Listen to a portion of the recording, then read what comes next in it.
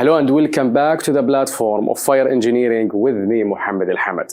In today's video, we will look into the fire companies categories according to the UAE Civil Defense requirement.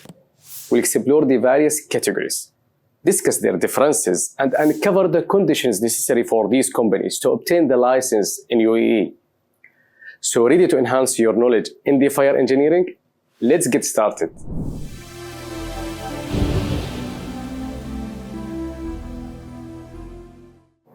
Today, we're delving deeper into the UAE Civil Defense regulations governing the licensing of fire companies, particularly those involved in the installation and maintenance of firefighting, fire alarm, and other related fire protection systems. Let's kick things off by asking ourselves some crucial questions. Do we understand the differences between fire company categories? What categories exist for the companies in the UAE?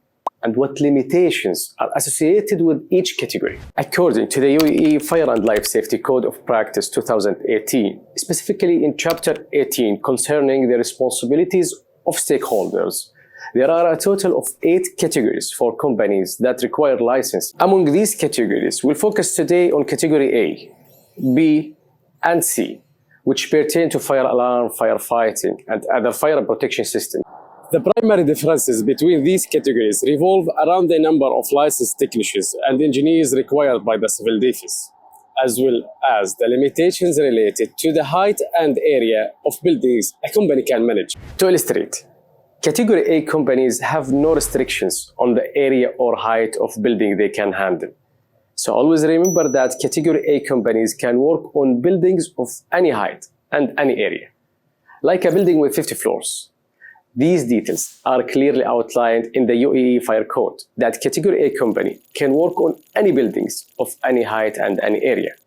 Let's now dive into the specific requirements for Category A, B, and C. For Category A, it requires to register 3 electrical or equivalent subject engineers, 3 mechanical or equivalent, 12 electrical or equivalent subject technicians, and 12 mechanical or equivalent.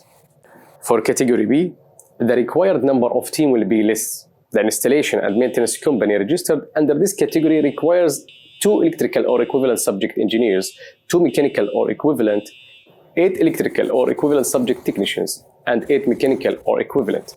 For Category C, this category requires 2 electrical or equivalent subject engineers, 2 mechanical or equivalent, 4 electrical or equivalent subject technicians, and 4 mechanical or equivalent.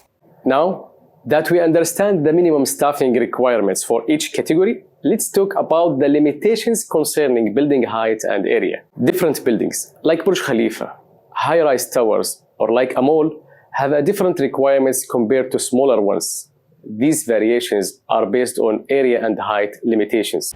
Going back to our board, for Category A company, no restrictions, so can work on any buildings of any height and any area. For Category B company, limited to buildings with a height not exceeding 46 meters and an area not exceeding 15,000 square meters. And for Category C, limited to buildings with a height not exceeding 23 meters and an area not exceeding 6,500 square meters. It is noteworthy that these companies are required to renew their civil defense certification on an annual basis. It's essential to maintain the requirements mentioned regarding the certification of engineers and technicians.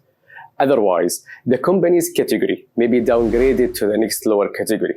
That concludes today's video. If you are finding this content helpful, remember to like, share, and subscribe the platform channel on YouTube for future updates.